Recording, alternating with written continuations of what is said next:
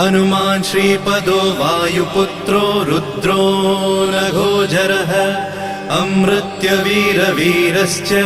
ग्रामवासो जनाश्रयः धनदो निर्गुणः शूरो वीरो निधिपतिर्मुनिः पिङ्गाक्षो वरदो वाग्मी सीता शोकविनाशकः शिवः शर्वः व्यक्तो व्यक्तो धराधरः पिङ्गकेशः पिङ्गरोमा श्रुतिगम्यः सनातनः अनादिर्भगवान् देवो